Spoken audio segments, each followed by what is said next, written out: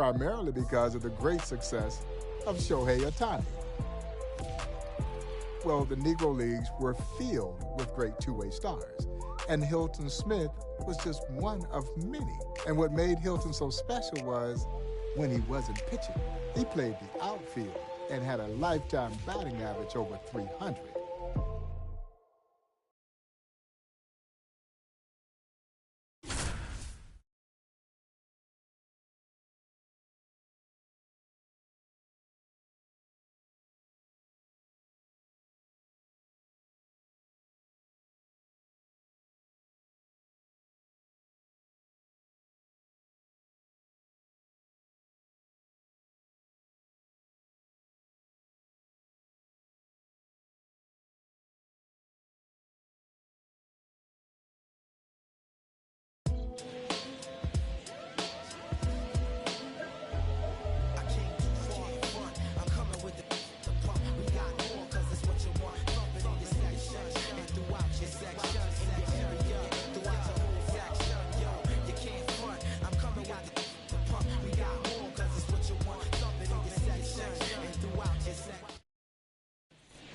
Monarchs ace Hilton Smith digging in now.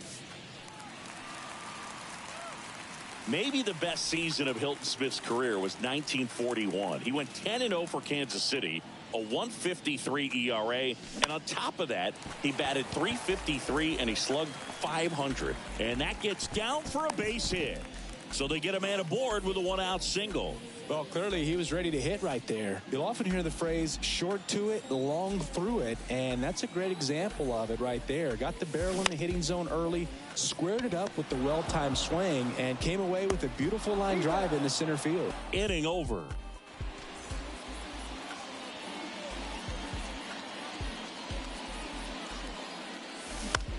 Out to short, and it gets by him.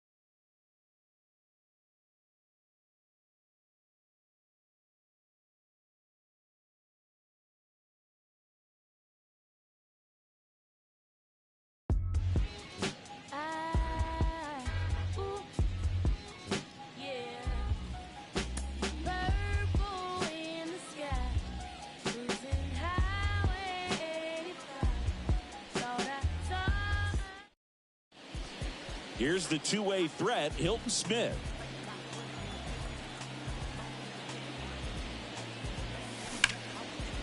Line drive, that's a base hit out into left center field. Takes the turn, he's digging for second. Not stopping, he's going for three. Here's the tag, and he's out.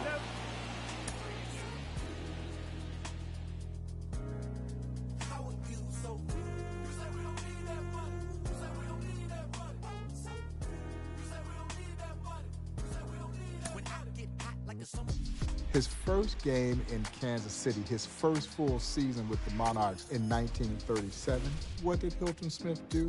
He only threw a perfect game. Yeah, he blanked the Chicago American Giants 4-0.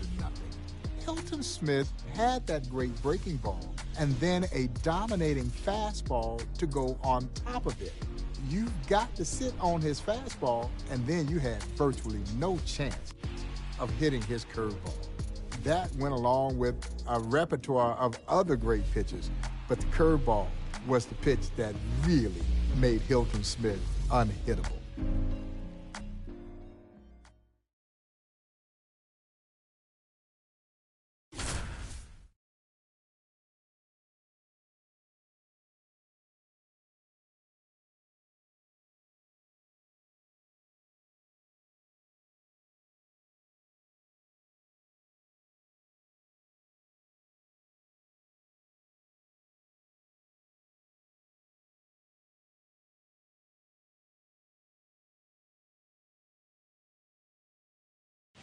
Well, this mad world that made me crazy.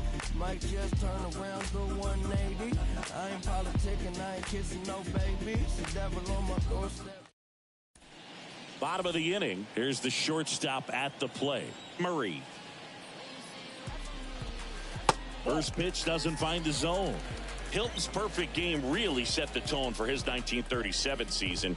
He led the Negro American League with 11 wins, 3 shutouts, and 99 strikeouts, all while hitting over 300. The 2-0 is in for a strike. Hilton actually led the league in strikeouts for 4 of his first 5 seasons with Kansas City, and his perfect game was actually historic in another way, Boog, since it was the first no-hitter thrown in an official Negro American League game. Got him. And there's one away. And here is Taylor.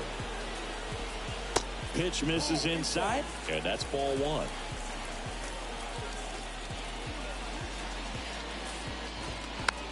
Swing and a ball popped up. In there, base hit. And the bid for history is gone.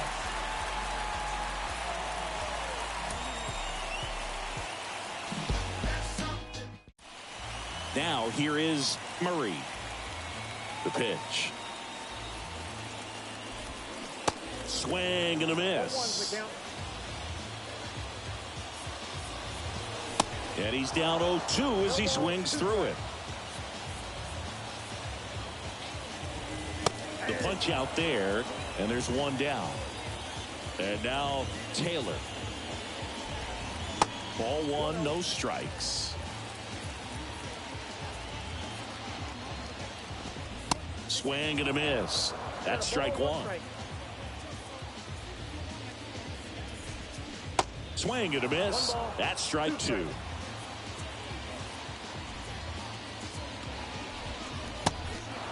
In the dirt. Fires over to first. 2 up, 2 down.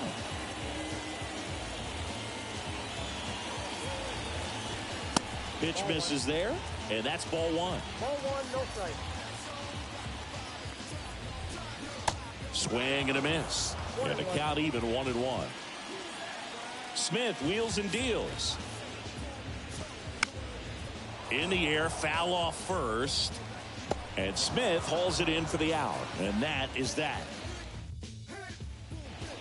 Welcome back to Comiskey Park. Ready for the bottom of the 8th. And now the right fielder, Smith. That's in there. Strike 1. There's a strike at the knees. And it's 0-2. The 0-2 from Hilton. Gets a piece there. We'll do it again. 0-2 now. Swings and misses. Some high cheese for strike 3. Next to hit, Glass. 0-1.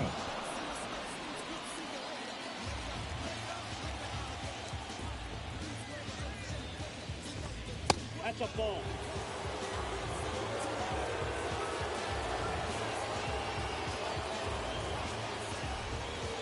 Next pitch is downstairs.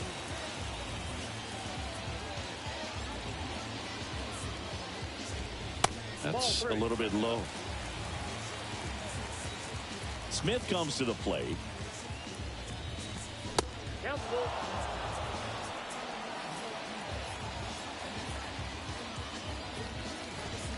Gets a piece and stays alive.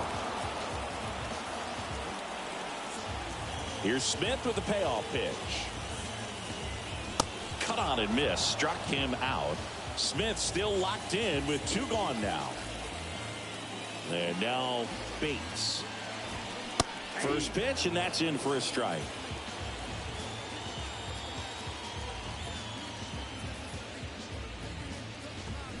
Turned on, but that's foul down the third baseline.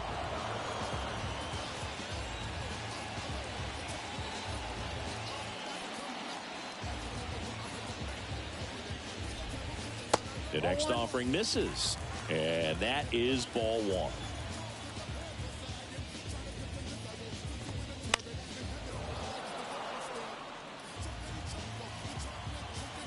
A wind in the pitch. And down on strikes he goes. And a nice inning of work there as he sets him down 1-2-3. We head to the bottom of the ninth. Now here is Hughes. The line to kick the pitch. That's a strike, and it's 0-1. 0-1's the count.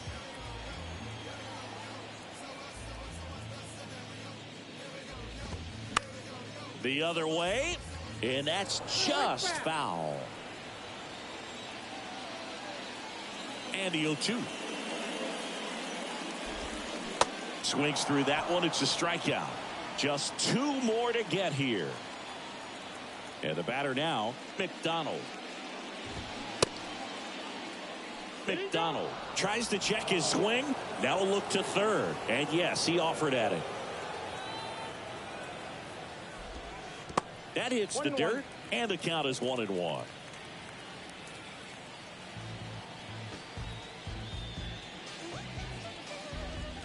Swing and a miss, and he got him to chase. The 1-2. Swing and a miss, and he struck him out. And now Hilton Smith just 1 out from history. And the first pitch misses for ball 1.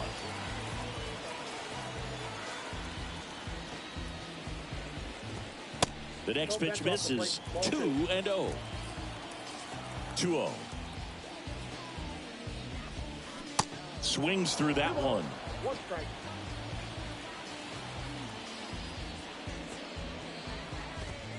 Pitch misses there. And now 3 balls and a strike.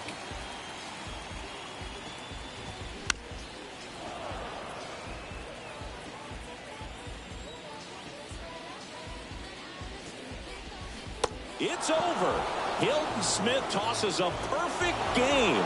What a performance.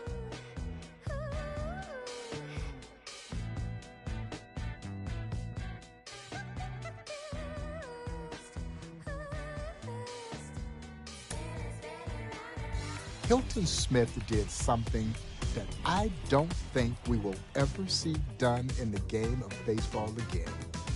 Hilton Smith won 20 games or more, 12 consecutive years. He goes 6-1 in exhibition games against Major League All-Stars. He was likely the best pitcher in all of baseball at that time, who by the time that Jackie Robinson breaks Major League Baseball's color barrier, he realized that he was too old. The majors came calling, but he knew by that time he was too old to cross over that threshold and go into Major League Baseball.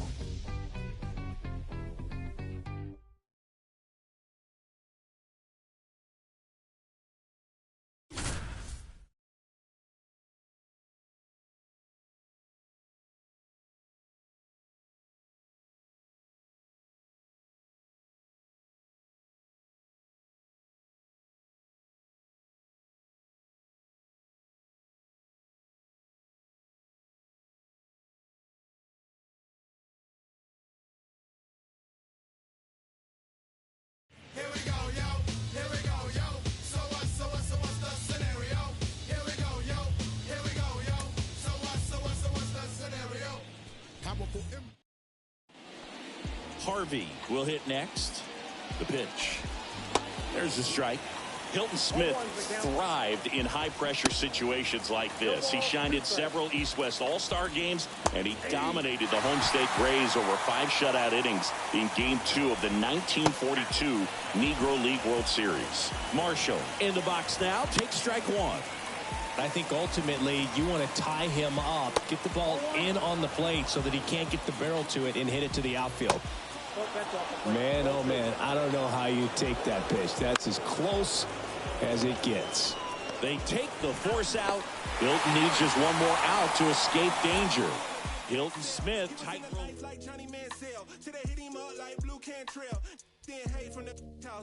I'm in Hollywood in a penthouse, baby girl mad that I won't, I don't give on a discount. Hilton Smith earned a reputation as being Satchel's shadow, the legendary Satchel Paige. He would oftentimes come in and relieve Satchel. Well, Satchel was the draw. So Satchel's going to pitch 2 or 3 innings. And who came in and pitched the last 6 or 7? Hilton Smith.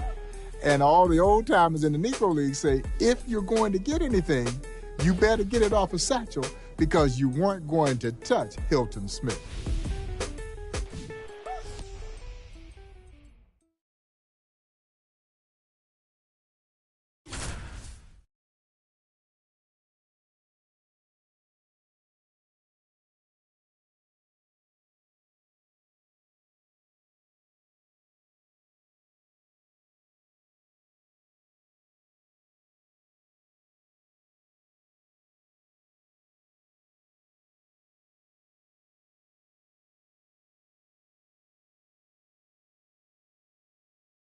I get hot like a skillet. Thinking about money in the building. On the phone with the lender and a vivid. If the bank had a cap, I would fill it. Like really, trying to get millions. Get a bigger high view so big.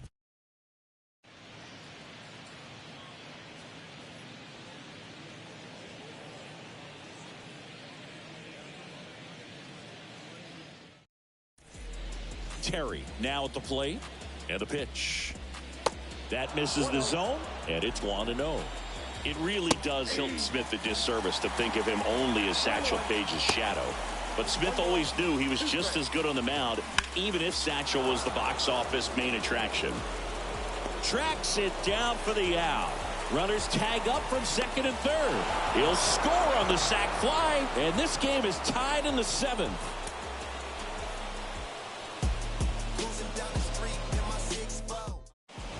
So up next, Terry, and a pitch. Swing and a miss. It's 0-1. The possible tying and go-ahead runs on base. Nobody out. Save! He beats it as the tying run scores. I ain't no joke. I used to let the mic smoke. Now I slam it when I'm done and make sure it's broke. When it's gone, I want the song, cause I won't let nobody press up and mess up the scene I set. I like to stand in the crowd and watch people wonder. At the plate, Terry. The pitch. Swing and a miss. That's strike one. It really does Hilton Smith a disservice to think of him only as Satchel Paige's shadow. But Smith always knew he was just as good on the mound, even if Satchel was the box office main attraction. The possible tying and go-ahead runs on base. Nobody out. Yeah, there were a lot of major leaguers who found out just how good Hilton Smith was, too. In 1937, he threw a shutout against a team with Bob Feller, Vince DiMaggio, and Johnny Mize as part of a barnstorming series. And in all 3 games he pitched, the white players didn't score a single run off him. That misses. It's a ball and 2 strikes. Hilton was so good in interracial games over the years that Mize and Stan Musial both said he had as good a curveball as they've ever seen. High praise coming from 2 Hall of Fame players. Next one misses, and it's 1-1. And 1-2. After Hilton was done playing, he followed in his father's footsteps and became a school teacher in Kansas City. Kind of full circle because the first organized team he played on back in Texas was with his dad. Fights it off. He'll see another. Next pitch just misses, and that's ball 3. After his teaching days, Smith was a foreman in a steel mill for a while before he became a scout for the Chicago Cubs. Another full circle moment there, since his old teammate and manager Buck O'Neil had been scouting for him since 1955. And welcome back. And here's the first baseman, Parker. That misses the zone. Ball 1. Swing and a miss. And the count 1-1. That one's in there. 1-2. 1 ball, 2 strikes. Got him swinging for the strikeout. Couldn't catch up to the heater. And now here is Floyd. That hits the dirt, and that's ball 1.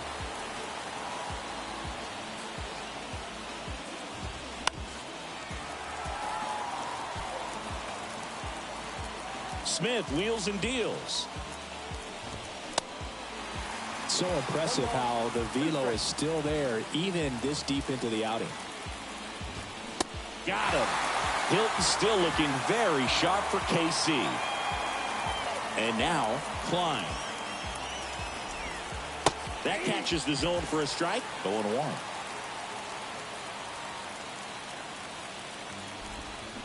Comes up empty on the swing. 0-2 now.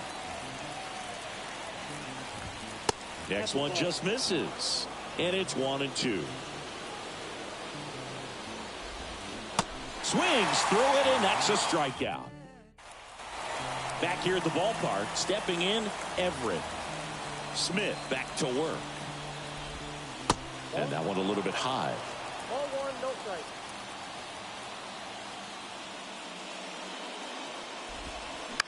That one the other way.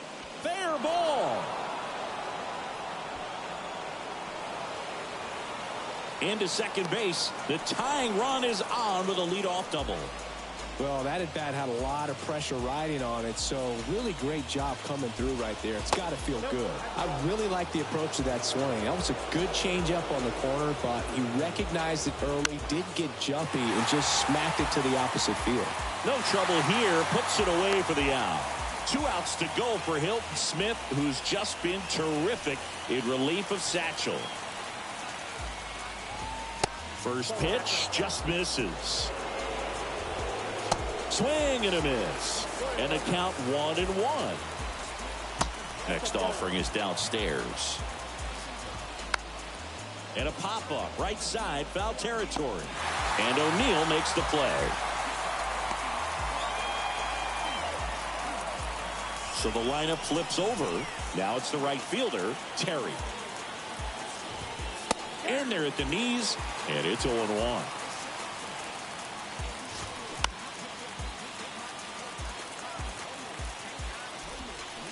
Next offering is down low. Ball game. Hilton Smith with a great relief outing to seal it for KC.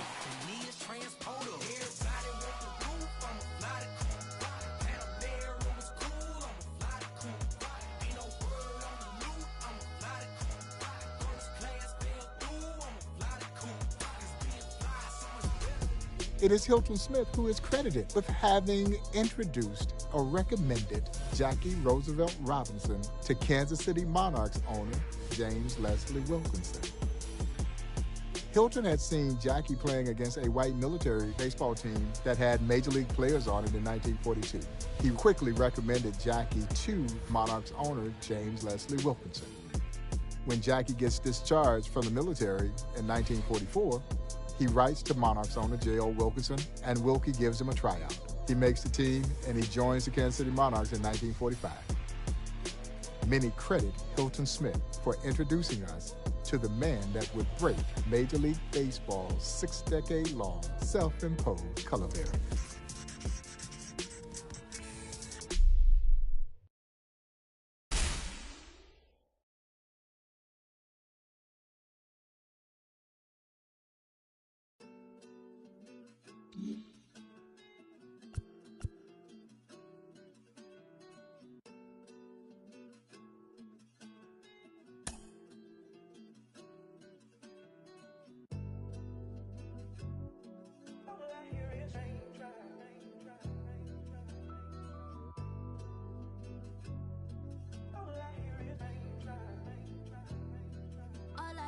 Raindrops. I won't range with new top. When I post a new stop. If I post my I have the word like ooh ah. This right here that new pop. Type to make the move stop. I don't follow rules. I just break them in. Andrew Foster, a.k.a. Rube, the Genius. Rube Foster, without question, the greatest baseball mind this sport has ever seen, and virtually no one knows anything about it, even though he is rightfully enshrined in the National Baseball Hall of Fame. Rube Foster is that rare baseball personality that would have checked all 3 boxes in terms of Hall of Fame credential. Oh yeah, he would have gone in the Hall of Fame as a pitcher, as a manager, and as an executive. But Foster was best known as this visionary, this tremendous leader. He would organize the Negro Leagues in a meeting held in Kansas City, Missouri at the Paseo YMCA on February 13, 1920. He would rally 8 independent black baseball team owners together. And somehow or another, he convinced them that in order for black baseball to succeed, they needed an organized body. Rube would become president of the Negro Leagues. Rube Foster arguably is the most influential person in baseball history, simply for what he did in forming the Negro Leagues.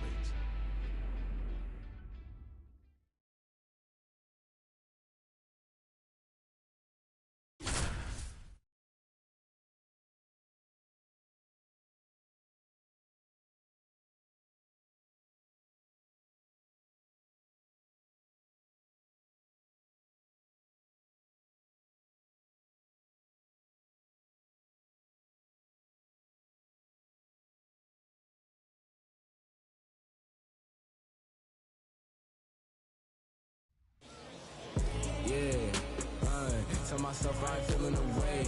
I'ma thrive it and up for the rain. Already got enough food in my plate. Yeah. All right, ready to get underway.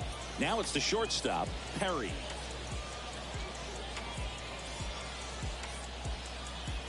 And a pitch. That misses the zone, and we're underway here this afternoon. In for a strike, and the count 1-1. Foster winds and fires. And a foul ball. Seeing Rube Foster, he was such a mastermind both on and off the field. He reportedly was running a baseball team while he was still in grade school. So that gives you some idea of his drive. So digging in, Sanders. In there for strike 1. Well, Boog, he had that kind of strict, intense upbringing with his dad, a presiding elder in their church. Really instilled a sense of discipline and purpose into Rube, and that translated into how he ran his teams. Gets a piece, and it stays 0-2. Rube really did have a serious focus on fundamentals and organization, presenting that professional front, and that's one thing he's remembered for. And now, Ford. He swings and misses at the first pitch, 0-1. Going back to that professionalism for Rube, one player talked about how his Giants teams would have really well-made uniforms. That made them look more like a National League or American League team than one that was going barnstorming. Bounce to third, Hayes. Throw to first is in time, and that is that. Back here at Southside Park. Now it's going to be Jackson. And the first pitch misses for ball 1. Next pitch is downstairs. You know, Boog, Rube Foster wasn't the tallest guy at 5'9", but at 230 pounds, he still looked plenty intimidating out there on the mound. Yeah, you're dead on, Singy. Rube was a guy who really commanded respect. And he got it. He called his own pitches from the mound. His catchers knew better than to argue with him, so that tells you a lot. Next offering is in for a strike. You know, Rube had such a strict hold on the players on his team and sometimes on other teams. When he ran the Negro National League, there were rumors that he'd call all the pitches even when Chicago wasn't playing. West at the plate and takes high there. That's in for a strike. You know, Singy, sometimes I'd like to call pitches from up here, you know, just to keep the game moving along. I hear you, partner, especially when we've got some really good dinner reservations. Next to hit, Sutton. That's in there. Strike 1. Pitch is in there. That is strike 2. And a swing and a miss. Out number 3. Well, here we go. Top of the third, scoreless game. Here's the center fielder, Newman. That's in there. And that is strike 1. Next offering is fouled back. Fouls it back with 2 strikes. And a swing and a miss. Down on strikes. Foster absolutely in control here in the third. Now, Drake. First offering, and it just misses.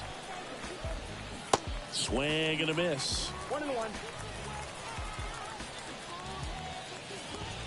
Next offering misses. 2-1.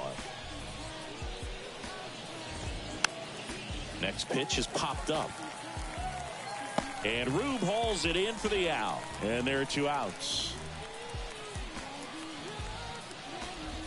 Perry, the next to hit, takes outside. Next pitch, not close, up high. And now 2-1. 2 balls, 1 strike. And that's through there for a strike. Struck him out looking.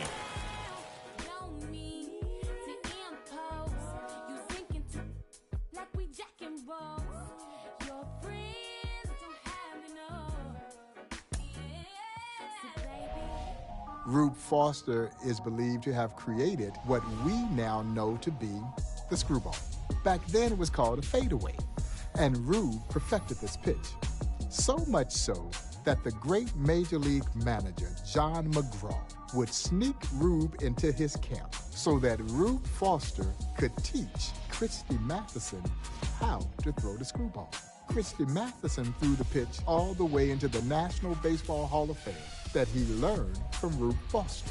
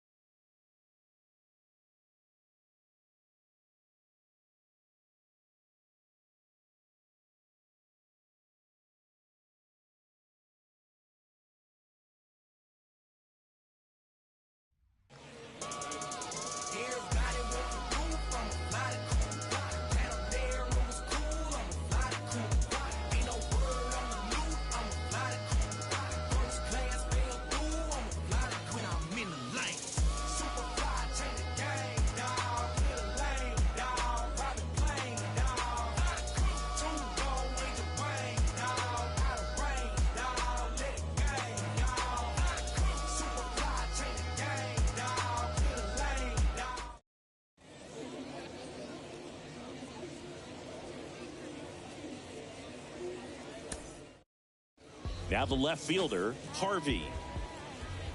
The pitch. And that is cut on and missed. And we're underway. Next offering is in for a strike. Got him. Foster gets the strikeout with that legendary fadeaway. And the batter will be the shortstop, Marshall.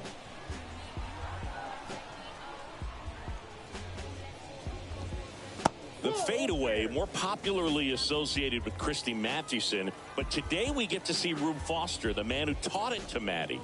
Next pitch misses inside, and that's ball 2. Chris, the fadeaway or screwball seems to be tough for batters to pick up. Why is that? Well, for one thing, Boog, you just don't see it very often. And yeah, Rube was a master of it, but not a lot of pitchers throw a screwball these days, so you don't get much practice with it. Nice grab on the run. And there's 2 down.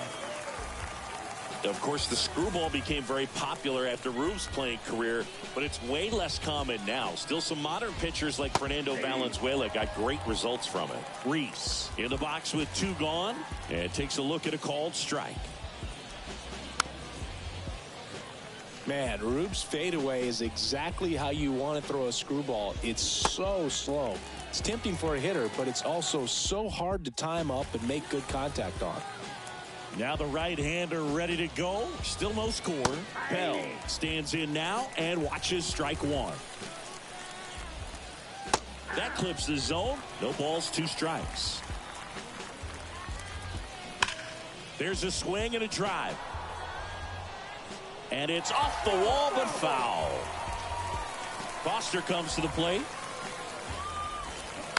Fights that one away and the count remains 0-2.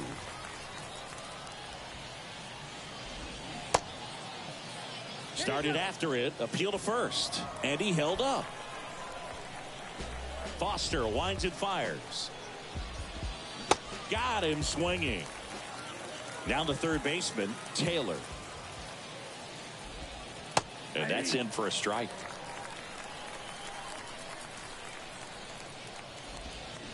Swings through that one for strike 2. stays alive. Swings and misses, struck him out. Now at the plate, Gardner. That one misses in the dirt. Ball one, no strike. And that one lifted in the air, center field. McDonald makes the grab, and that'll end the inning. But the sun's still glowing. Nothing worth it is easy. Nothing easy is worth it. We all live and we die. What you leaving this earth with? Don't crease now, I never fold. I keep my eye. He earned his nickname Rube as a youngster there from Calvert, Texas, when he beat the great major leaguer Rube Waddell in a head-to-head matchup, and the nickname stuck. He also had the full repertoire to go along with this unique pitch that he created called back then a fadeaway. And so, yeah, Rube doesn't get nearly enough credit for having been one of the most dominant pitchers in black baseball history.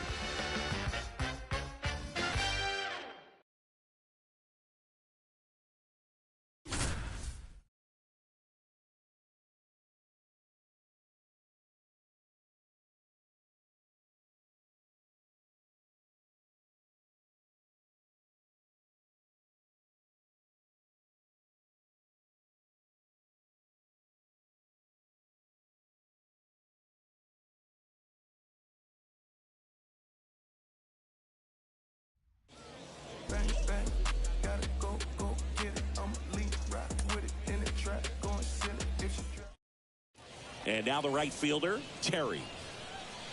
The pitch. That one misses, and away we go this afternoon. Popped up right side, Bates. Sizing this one up, and there's one down. So up next, Cole. Most of Rube Foster's career was with the Chicago American Giants, but he was a dominant force on the mound even before that.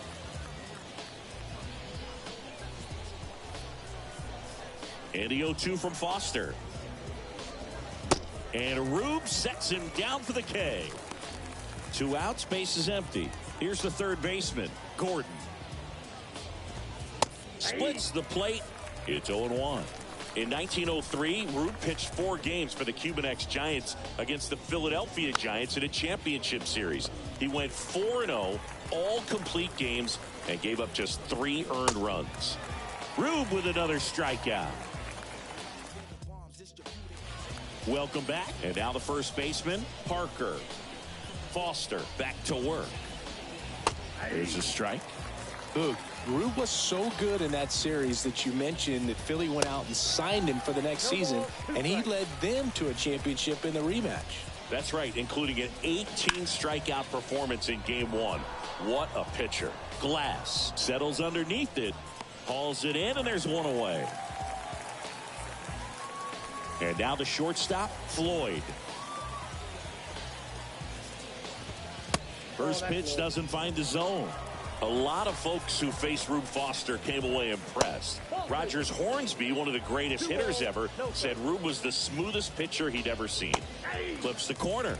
Strike 1. Another great player, Jake Stahl.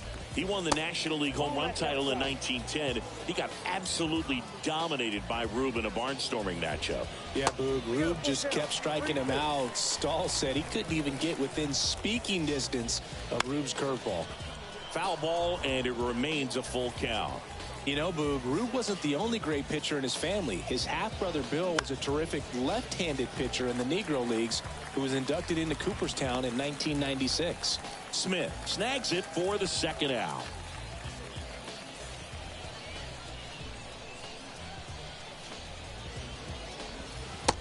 That's outside.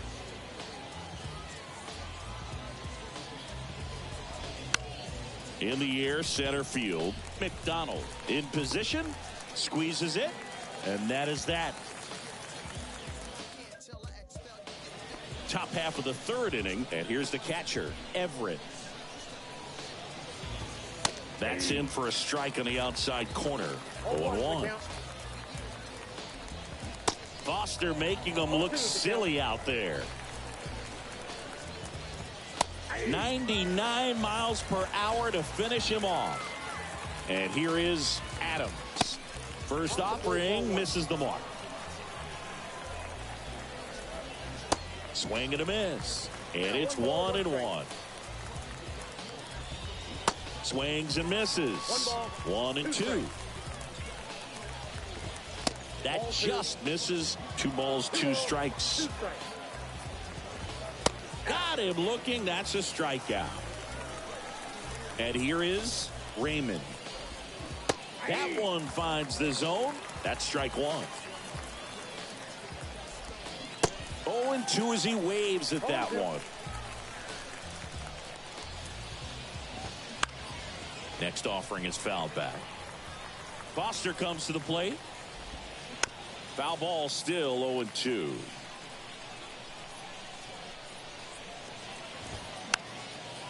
This one popped up. Foul ground, first base side. And that is the 3rd out of the inning.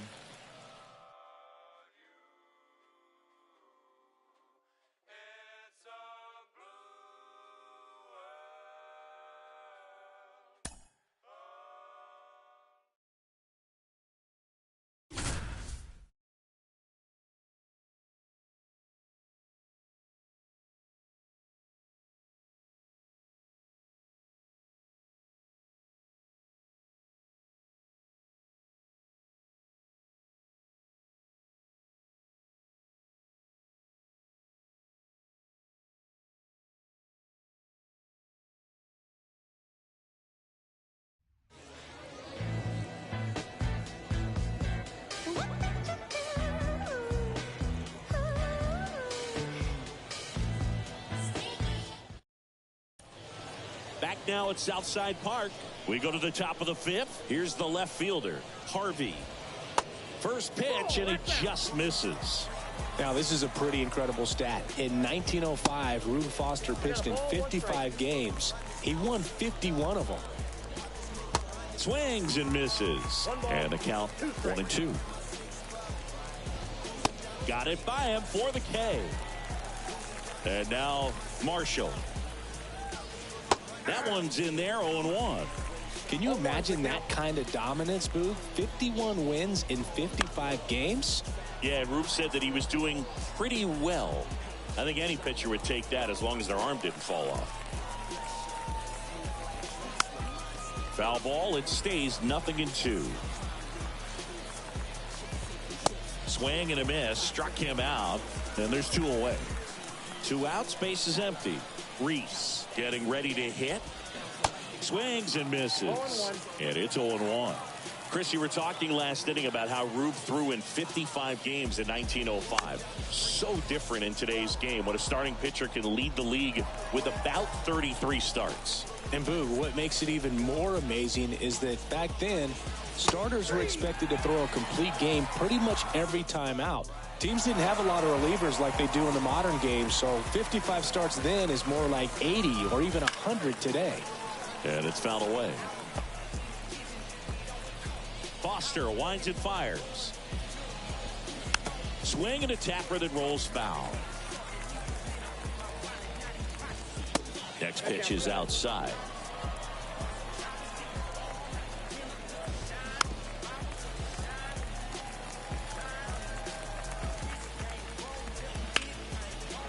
Line drive, base hit. Makes the turn and heads for second. And he's got a leadoff double. Back against the wall with 2 strikes, but found a way. He got a pitch he could get to out front, kept his bat through the ball, and didn't pull off or roll his hands over. And that allowed him to rip that ball down the line for the double.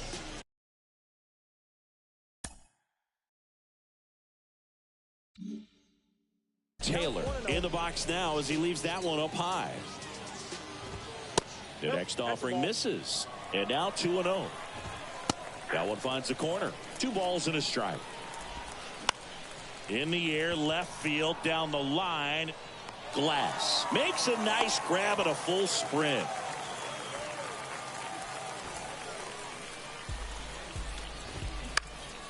He swings and hits a fly ball center field. McDonald under it, and there's 2 down. And now the center fielder, Hunter. Good eye right there. Swung on, popped up on the infield. Hayes makes the catch, and that's the third. I do the best that I can to attain it. If we got to gamble, I bet on myself, all that other dangerous. I just made a way for myself from my west and my grandma's basement, so I think you should bow in the presence of greatness. Rube Foster owned the Chicago American Giants, and he managed the Chicago American Giants. And his savviness, his craftiness, his astuteness of the game allowed him and his teams to dominate the early era of black baseball. Rube assembled some of the greatest talent in black baseball history for his teams, where he served as both player and manager.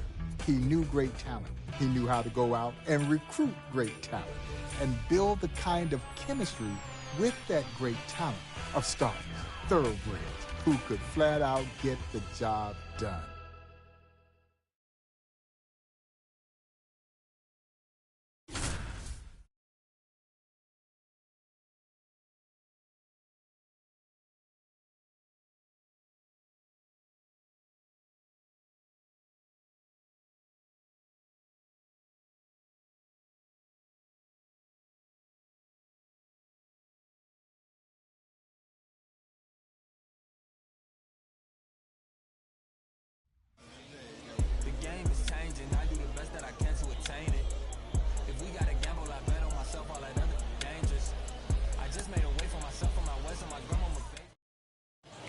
RBI opportunity here as Foster steps in.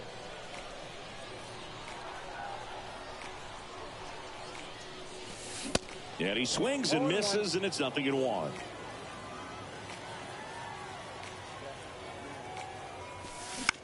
This one in the air, right field. Washington on the move. Great effort as he's able to haul it in. Runner tags from third. Maybe bluffing there as he returns to third.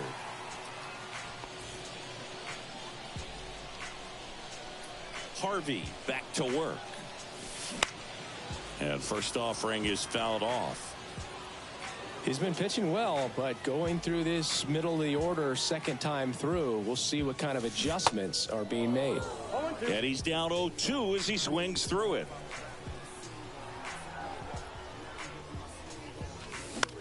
In the air, right field. Makes the grab. One up, one down.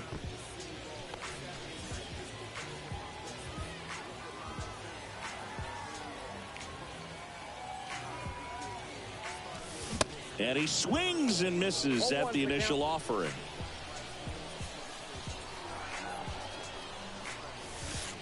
And now the count is even. I got 1 ball, 1 strike.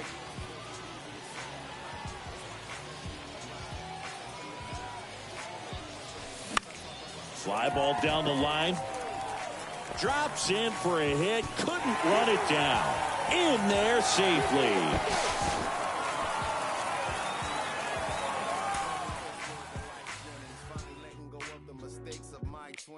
I admit that I'm not an easy sell, but I'm the PD to your Chiwa tail. Your big boy to tell them pay your people bill.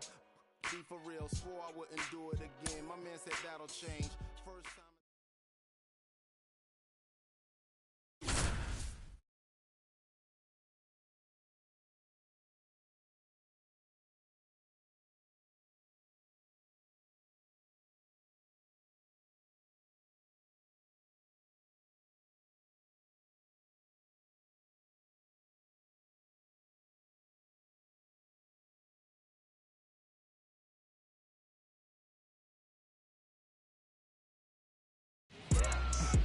Life's too short, you should be getting it.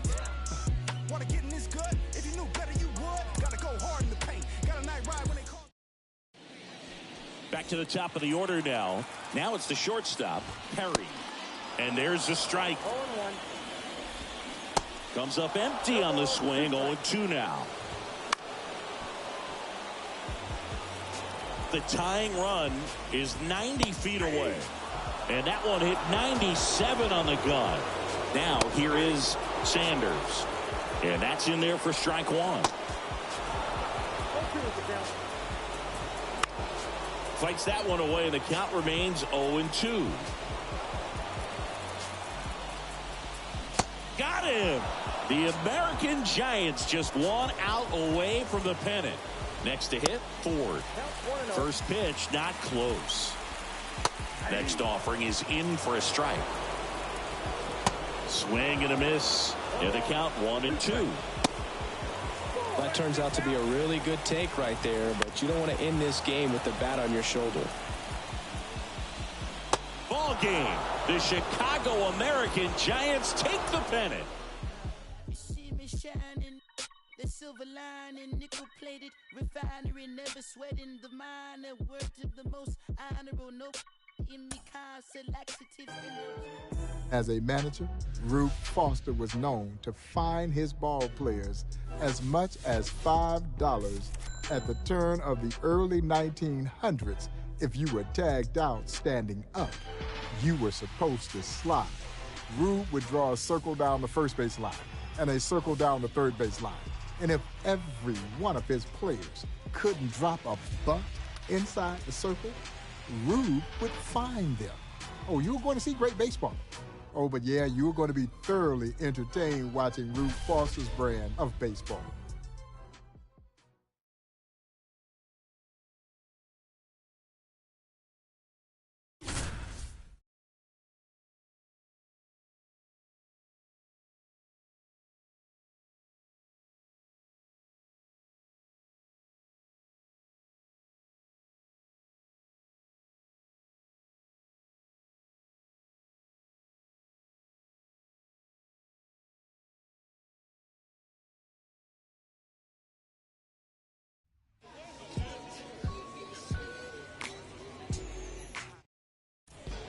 And next will be the cleanup hitter, Glass.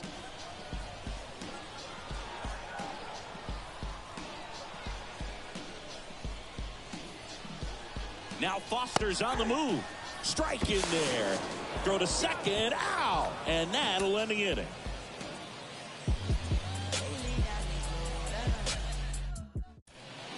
Now the left fielder, Glass.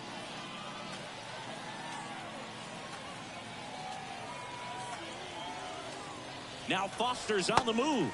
Pitch inside. Save. Foster steals second. She's so flirtatious. How does it feel to be so persuasive? Damn. She's so flirtatious. Rube Foster was adamant about the style of play that would become signature Negro Leagues baseball. Fast, aggressive, daring. They would bump their way on. They would steal second. They would steal third. And if you weren't too smart, they were stealing home. And this was a brand of baseball that was drawing both black and white fans who were sitting side by side, where during that era of segregation, that was virtually unheard of. Yeah, now Rube was light years ahead of his time.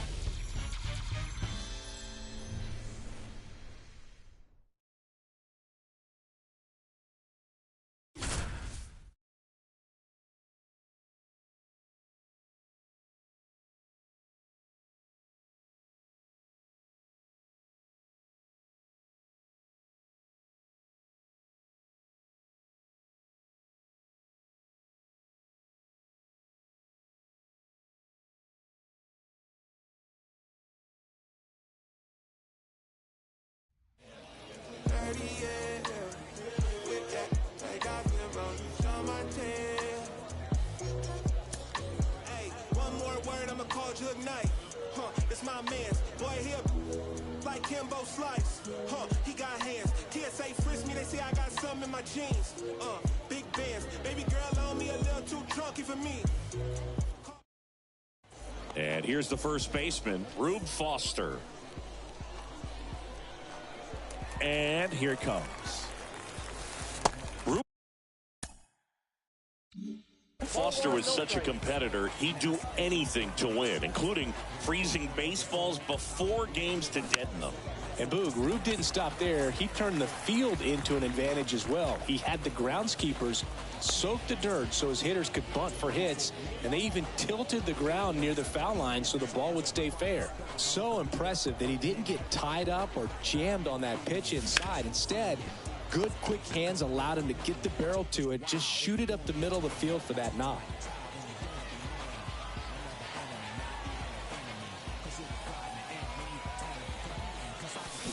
Check swing, went around, 0-1.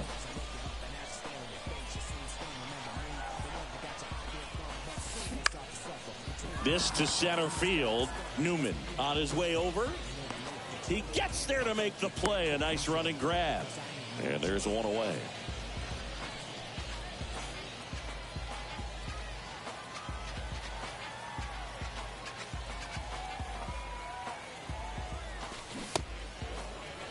Murray over at second. Hughes at first. One gone. They say it went. 0-2 is the count.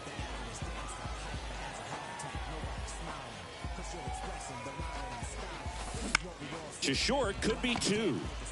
Perry tossed to second, and it's a double play to end the inning.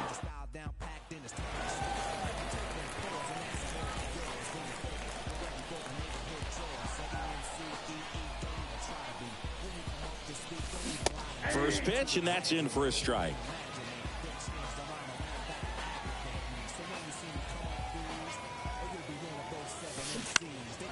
Foul ball there.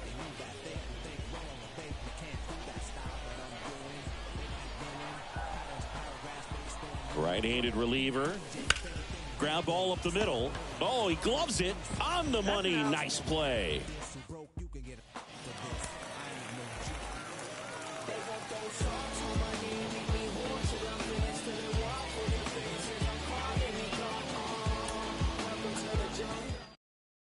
And now Rube Foster. Here comes a pitch. Swing and a miss, and he waves at that one.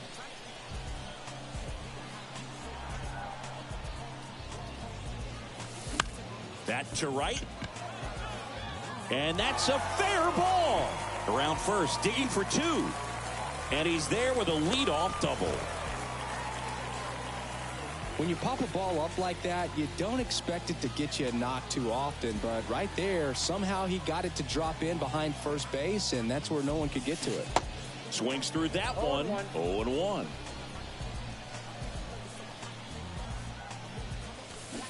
Swing and a miss. And it's 0-2.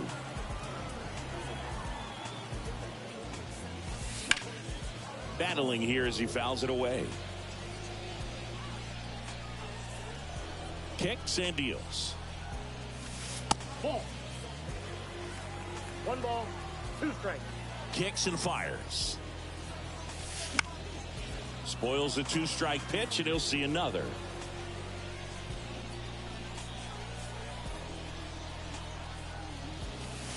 That one inside. 2-2.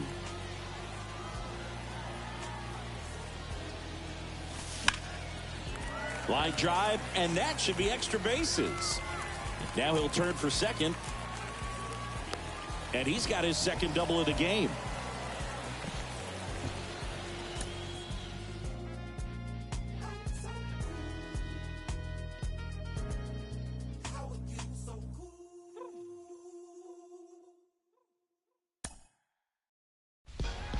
The Negro Leagues were born out of segregation. And there was a simple mindset behind it. You won't let me play with you in the major leagues, then I'll create my own league. And Rube essentially did what others had attempted to do, but they had failed. But Rube had the wherewithal to get it done. And how he convinced those other 8 independent black baseball team owners to come together is a true testament to Rube's ability to sell this vision. And that's exactly what they did, having established the Negro National League, the first successful organized black baseball league. Rube Foster stood there and boldly proclaimed, "We are the ship, all else the sea, he was serving notice to Major League Baseball that a new player had arrived on the scene to be reckoned with. That's why I say that Rube Foster is without question the most influential person in baseball history.